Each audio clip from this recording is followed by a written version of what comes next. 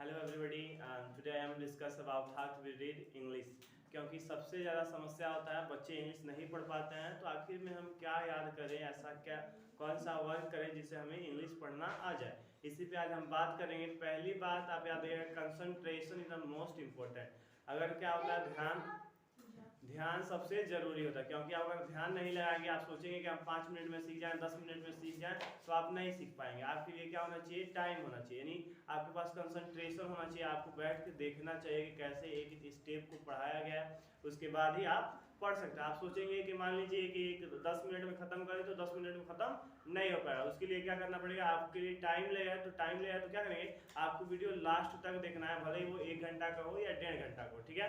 एक ही वीडियो में पूरा डिस्कस करेंगे और उम्मीद करता है इस वीडियो को देखने के बाद आप शायद इंग्लिश पढ़ पाएंगे।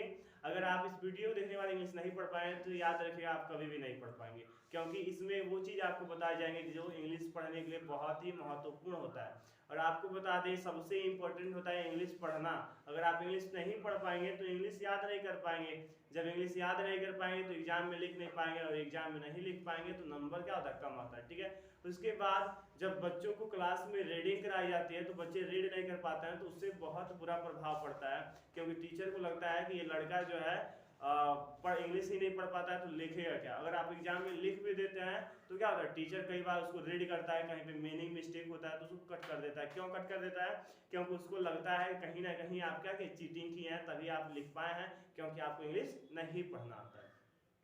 और भी कई सारे आपके जीवन में प्रभाव पड़ते हैं अगर आप इंग्लिश नहीं पढ़ पाते हैं। तो मान लीजिए कोई डॉक्यूमेंट ही मिल गया और डॉक्यूमेंट को बोल दिया गया रीड करने के लिए, आप पढ़ नहीं पाएंगे तो उसको समझा नहीं पाएंगे। जब समझा नहीं पाएंगे तो लोगों को क्या लगेगा कि आप जो है बहुत ही पुअर स्टूडेंट है, ठीक है। तो सबसे पहला इंपॉर्टेंट होता है कि आपको क्या होना चाहिए, इंग्लिश पढ़ना आना चाहिए। चलिए यहाँ पे कुछ टिप्स बताएंगे, उसको फॉलो करेंगे। उसको फॉलो करके क्या करेंगे, और लास्ट में एक ऐसी बात बताई जाएगी जो सबसे इंपॉर्टेंट होता है इंग्लिश पढ़ने के लिए। तो वीडियो लास्ट तक देखिए। चलिए स्टार्ट करते हैं। देखिए, पहला है कि क से लेके ग तक का अंग्रेजी याद होना चाहिए, ठीक है। कई बच्चे ऐसे मिलते हैं, हमें बोलते हैं कि क से लेके ग तक का अंग्रेजी हमें याद है, ठीक है, के से क हमें याद है, लेकिन हम इंग्लिश नहीं पढ़ पाते हैं। तो अब क्या करें, ठीक है। तो याद रखिएगा, के से क का अंग्रेजी जो है याद होता है तो उससे हम नाम को पढ़ पाते हैं, यानी कोई नाम अंग्रेजी में लिखा है तो उस नाम को पढ़ पाएंगे। लेकिन कई सारे ऐसे जो वर्ड होते हैं, जो लॉन्ग वर्ड होते हैं, उसको हम नहीं रीड कर पाते हैं, तो उसके लिए आपको रूल देखना चाहिए, ठीक है। सेकंड आपका स्टेप है कि ए से लेके जेड तक का हिंदी आना चाहिए, ठीक है। ए से लेके जेड तक का हिंदी आना चाहिए। अब बात करें कि ये हिंदी लिखा कैसे जाएगा, तो यहाँ पे जैसे मान लीजिए हमने लिखा सी, लिख दिया, सी का क्या होता है, क हो जाएगा, ठीक है। बी लिख दिया, बी का क्या हो जाएगा, बॉय। यानी मेरा कहने का मतलब है कि इसका हिंदी क्या होता है, ये नहीं कि इसको बी लिखेंगे, बी नहीं लिखेंगे, बी से क्या होता है, बॉ, ठीक है। ऐसे सी से क्या होता है, क होता है, ठीक है। ए से क्या हो जाएगा, यहाँ पे ए भी हो जाएगा, अ भी हो जाएगा, ए भी हो जाएगा, ठीक है। तो ये सभी वर्ड हो जाते हैं। तो आपको क्या होना चाहिए, हिंदी याद होना चाहिए, यानी सभी जो भी आपके एबीसीडी है, ए से लेके जेड तक क्या होना चाहिए, हिंदी याद होना चाहिए। हिंदी याद होगा तो इससे आपका बहुत ही इंग्लिश में इंप्रूवमेंट होगा। क्योंकि सबसे ज्यादा इंपॉर्टेंट ये है कि से को तो याद होना चाहिए, वो तो हिंदी से इंग्लिश में आता है, तब आपकी मतलब आवश्यकता पड़ता है। या फिर किसी का नाम लिखते हैं तो वो आवश्यकता पड़ता है। लेकिन अगर आप इंग्लिश पढ़ना चाहते हैं तो आपको क्या होना चाहिए, ए से लेके जेड तक का हिंदी याद होना चाहिए, ठीक है।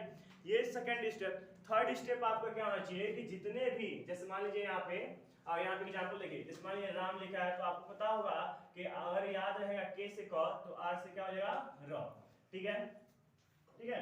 उसके बाद आ का मात्रा है तो ए से क्या होता है, आ का मात्रा एम से म, राम हो गया। ऐसे ही एस एच से क्या हो जाएगा, सौ हो जाएगा, ए से आ का मात्रा एम से म क्या हो जाएगा, शाम हो जाएगा, ठीक है। यहाँ पे देखिए कैसे प्रूव करें, ए से लेके जेड तक हमें क्या हो गया, हिंदी लर्न हो गया। अब हम कैसे पढ़ें, जैसे मान लीजिए यहाँ पे कोई इंग्लिश वर्ड लिखा है, यहाँ पे 2 वर्ड लिए हैं एग्जांपल में। जैसे मान लीजिए आर लिखा है तो आपको पता है कि आर से क्या होगा, र होगा। ए से क्या होगा, आ का मात्रा एम से म, क्या पढ़ेंगे इसको, राम पढ़ेंगे, ठीक है। आपका सेकेंड एग्जाम्पल क्या है, एस से सौ और डबल इसे ई का मात्रा, टी से ट, ए से आ का मात्रा क्या पढ़ेंगे, सीता, ठीक है। तो ये फायदा होगा। उसके बाद जो थर्ड स्टेप आपका क्या होगा कि जितने भी स्वर होते हैं वाई ले लेंगे, क्या है, वाई सेमी स्वर होता है, ठीक है। ये क्या होता है, वाई और डब्ल्यू सेमी स्वर होते हैं, ये याद रखिएगा, ठीक है।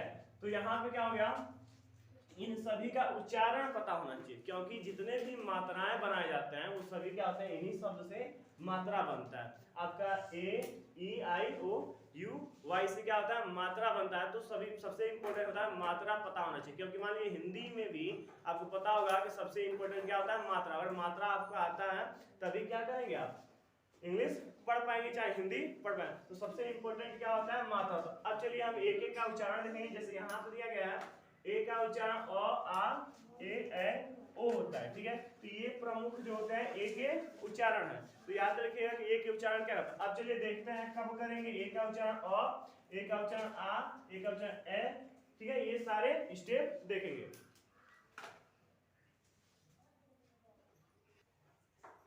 चलिए अब बात करते हैं हम ए के प्रमुख उच्चारण। ए के प्रमुख उच्चारण क्या होते हैं वो देखेंगे।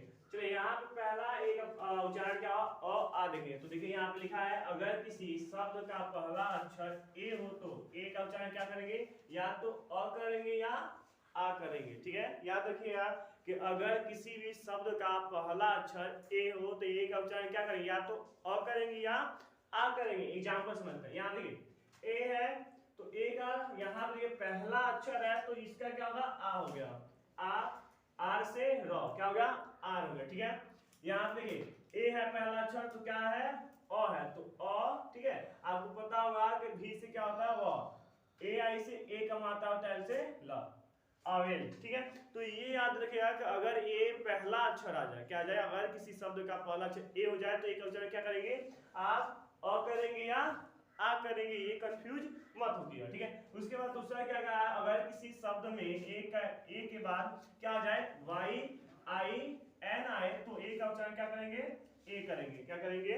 यहाँ देखिए क्या लिखा है कि अगर ए के बाद, अगर किसी शब्द में ए के बाद क्या है, वाई आई एन आए तो ए का उच्चारण क्या करेंगे, ए करेंगे, ठीक है। यहाँ पे एग्जाम्पल समझ, जैसे मान लीजिए ए हो गया, ये देखिए ए के बाद एन है और ये हमें रूल में बताया गया है कि ए के बाद एन आएगा तो क्या करेंगे, ए उच्चारण करेंगे। एक एक स्टेप को देखिए, यहाँ पे ए से ए हो गया, एन से न, आई से ई का मात्रा, एम से म, एल से ल, क्या आया एनिमल, ठीक है। क्या पढ़ेंगे एनिमल। यहाँ पे देखिए बी आ गया, यहाँ देखिए आर से र, ए से, यहाँ पे ए से ए का मात्रा हुआ है, क्यों, क्योंकि यहाँ पे देखिए आई आया है, क्या है ए के बाद क्या है आई, एन से ना, क्या हो जाएगा ब्रेन।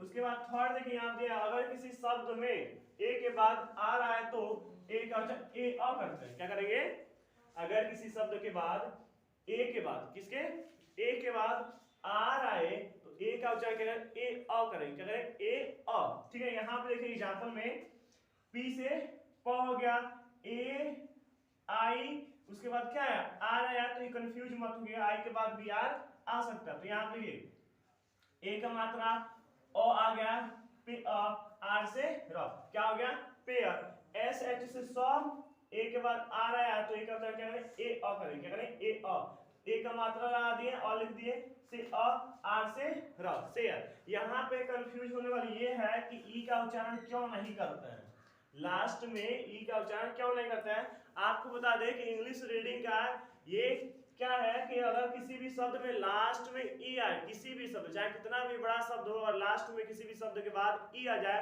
तो ई का उच्चारण नहीं करेंगे, ये याद रखें। अगर बीच में आता है तो उसका उच्चारण करेंगे, लेकिन अगर लास्ट में आता है तो उसका उच्चारण नहीं करेंगे, ये ध्यान रखिएगा। तो ये क्या हो गया, ए का अभी भी एक रूल ए का और बचा है, उसको देखते हैं।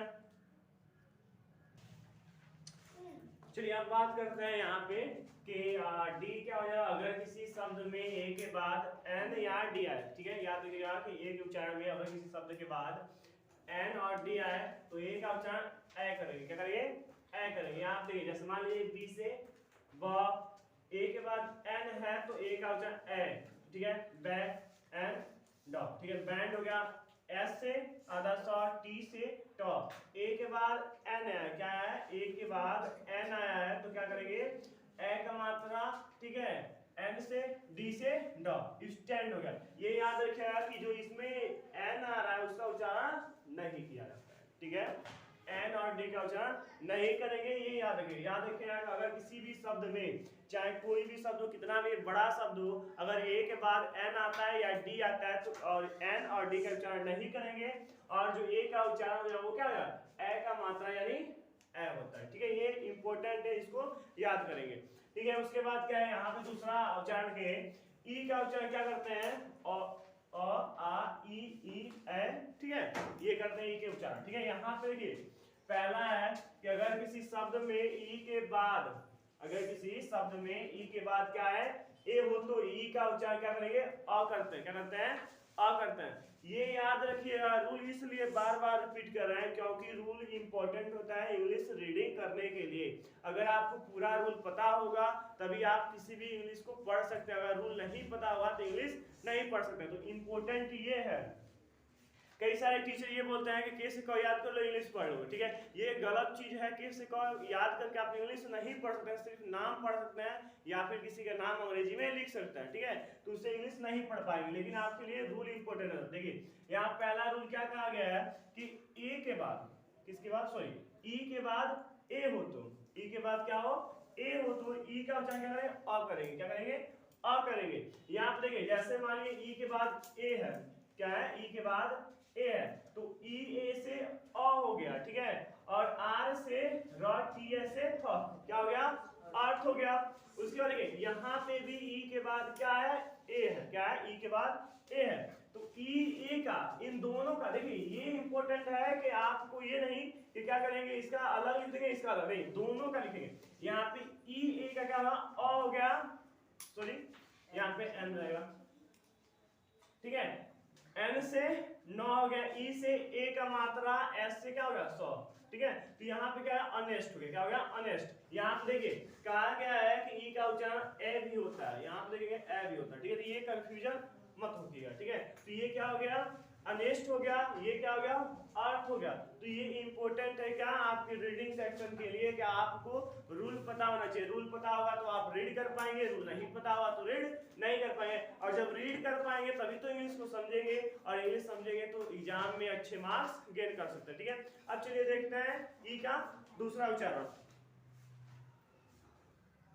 चलिए अब सेकेंड स्टेप ये देखते हैं कि ई का उच्चारण और क्या क्या करता है। देखिए यहाँ पे दिया है अगर किसी शब्द के बीच में, ठीक है, अगर किसी भी शब्द के बीच में ई आता है तो ई का उच्चारण क्या करेंगे। यहाँ पे देखिए कि अगर किसी शब्द के बीच में ई आया तो ई का उच्चारण क्या करेंगे, ए करेंगे। क्या करें, ए करेंगे। ठीक है, अगर किसी भी शब्द में के बीच में ई आता है तो ई का उच्चारण क्या करें, ए करेंगे। यहाँ पे एग्जाम्पल में देखिए, यहाँ पे हमने पहले पढ़ा था, पहले इससे पहले ए वाले रूल में ई के पढ़ा था कि ई आए तो आ करते हैं। ठीक है, एम से म, ई बीच में है, किसमें है, बीच में, शब्द के किसमें है, बीच में है, ए का मात्रा लगाएंगे, एस से क्या 100, टी से ट, अमेस्ट हुआ। ये हमें कमेंट बॉक्स में आप बताएंगे क्यों आधा सवाल लिख रहे हैं। ठीक है, ये आपको कमेंट बॉक्स में बताएंगे क्यों आधा सवाल लिख रहे हैं। ठीक है, यहाँ पे दूसरा नियम देखिए क्या कहा है, अगर किसी शब्द का, अगर किसी शब्द का पहला अक्षर, ठीक है, अगर किसी शब्द का पहला अक्षर क्या हो, ई हो, तो ई का उच्चारण क्या करेंगे, ई करेंगे। क्या करेंगे,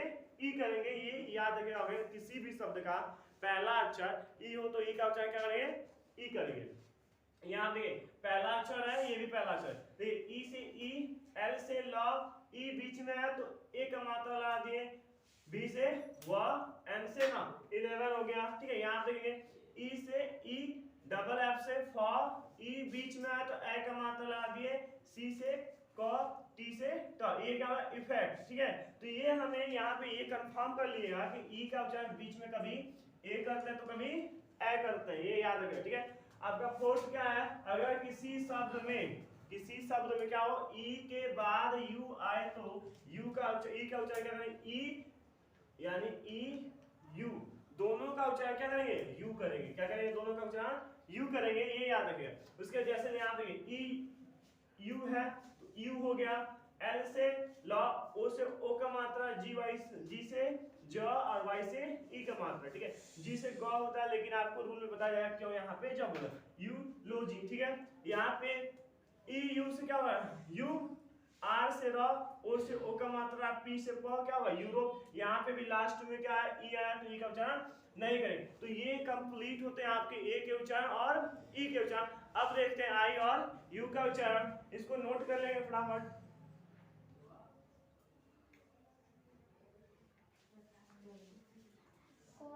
चलिए, तो ये क्या हो गया, तो थर्ड आपका है कि आई का उच्चारण क्या करेंगे, ई करेंगे, आई करेंगे और करते हैं, ठीक है, या आई करते हैं, ठीक है। तो ये क्या है, ई आई के प्रमुख उच्चारण है। पहला उच्चारण आप देखेंगे ए क्या है, अगर किसी शब्द में आई के बाद आ रहा है तो ए का आई का उच्चारण क्या करेंगे, या तो अ करेंगे या आ करेंगे, ठीक है। याद रखिएगा, अगर किसी शब्द में आई के बाद आपका क्या हो आ रहा है, तो क्या है आ रहा है, तो आर का इसका आई का उच्चारण क्या करेंगे, और या आ करते हैं। जैसे यहाँ पे बी से ब, यहाँ पे आई के बाद क्या है आ रहा है, तो आई से अ का मात्रा, तो अ का मात्रा लिखते नहीं है, ठीक है।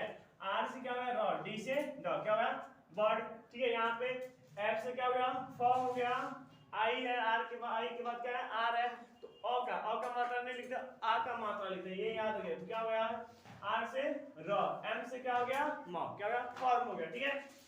बी एग्जांपल, यानी इसका दूसरा क्या होता है, अगर किसी शब्द में आई के बाद कोई व्यंजन, याद रखिएगा, अगर किसी भी शब्द में आई के बाद व्यंजन, व्यंजन क्या होते हैं, जैसे आपका हो गया बी हो गया, सी हो गया, डी, क्या है व्यंजन है, आए तो इसका उच्चारण क्या करेंगे, ई करते हैं, क्या करते हैं ई करते हैं। याद रखिएगा, अगर किसी भी शब्द में आई के बाद कोई व्यंजन आता है तो आई का उच्चारण ई करेंगे। जैसे यहाँ बी से ब, आई से ई का मात्रा, जी से ग, क्या होगा बिग हो गया।